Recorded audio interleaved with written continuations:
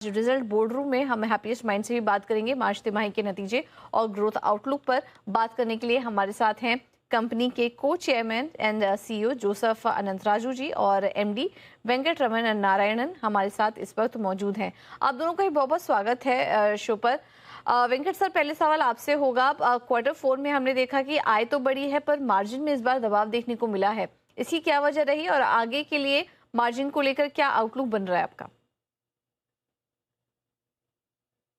इतना तो बता सकता हूँ कि हम वी फॉलो ऑपरेटिंग मार्जिन, वो एबिटा विदाउट अदर इनकम, उसमें बढ़ती हुई है 106 करोड़ फ्रॉम 100 करोड़।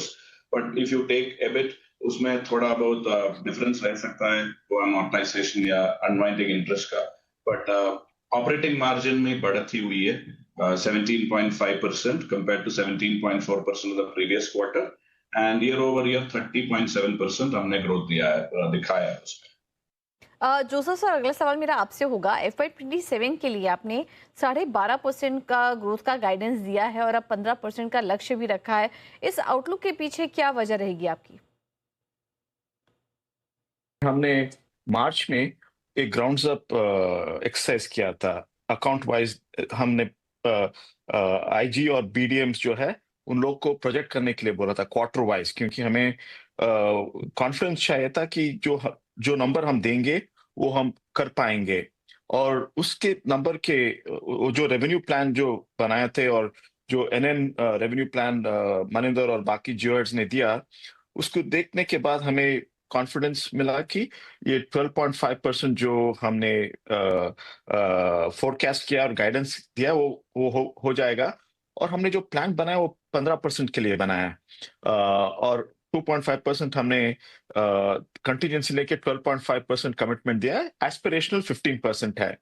और इसके पीछे 4-5 रीजंस है। पहला रीजन तो हमारा एआई फर्स्ट स्ट्रैटेजी जो है हमने अनाउंस किया था 3 महीने पहले, उसमें काफी सक्सेस मिल रहे हैं हमें, कस्टमर के साथ ट्रैक्शन मिल रहा है और पाइपलाइन अच्छा बिल्ड हो रहा है उधर। सो वो पहला रीजन है। दूसरा है कि हमारा पाइपलाइन जो है, हमने प्रेस रिलीज में भी बताया है कि 27% बढ़ा है पिछले क्वार्टर से। और कुछ ऐसे अपॉर्चुनिटीज है जो काफी बड़ा है, 10-20 मिलियन डॉलर के आसपास, 3-4 साल का ड्यूरेशन। तीसरा है हमारा जो रिपीटेबल सॉल्यूशंस और प्लेटफॉर्म स्ट्रैटेजी है, उसमें काफी ट्रैक्शन मिल रहा है। वेंकट सर, आपकी ऑर्डर पाइपलाइन में 27% तक की रिकॉर्ड बढ़ोतरी हुई है। इसका अगली तिमाहियों में कितना हिस्सा हो सकता है? रेवेन्यू पोटेंशियल किस तरीके से आपको नजर आ रहे हैं? ये सॉलिड पाइपलाइन की एक वजह था जिसके बेसिस पे हमने 12.5% और 15% ग्रोथ गाइडेंस दिया था।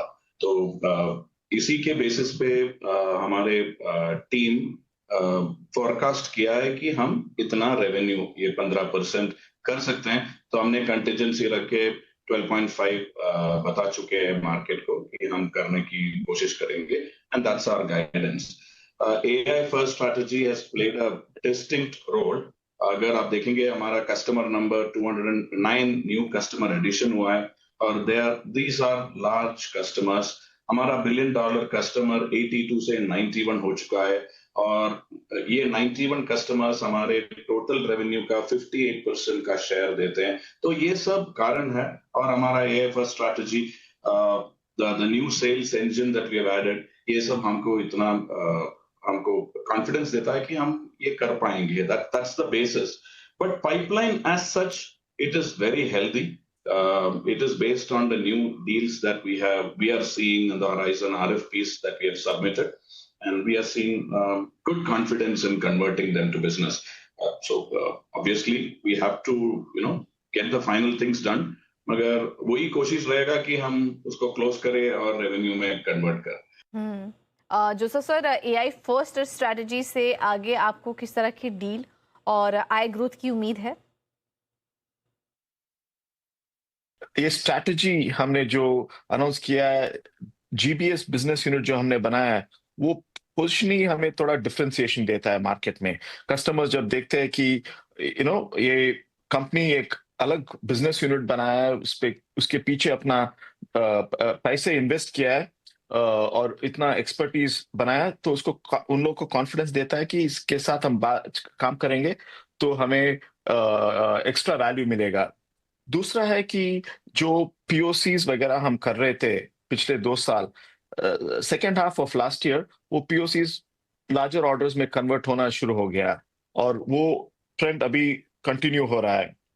तीसरा है कि हमारा एआई फर्स्ट स्ट्रैटेजी का एक एलिमेंट है कि हम कस्टमर्स को जाके हेल्प करें कि एआई टूल्स यूज करके अपना प्रोडक्टिविटी बढ़ाए और मॉडर्नाइजेशन करने में, या अपना प्लेटफॉर्म्स, अपना प्रोडक्ट्स, अपना एप्लीकेशंस जल्दी मार्केट में ले जाएंगे कम पैसे में। और जो इंफ्रास्ट्रक्चर सपोर्ट और सिक्योरिटी है उधर भी ऑप्टिमाइज कर पाएंगे कि L1 L2 सपोर्ट जो है उसका मैनुअल एलिमेंट कम हो जाए और ऑटोमेशन ज्यादा करे, तो उसमें कस्टमर को मुनाफा होता है और हमें अपॉर्चुनिटीज मिल रहा है।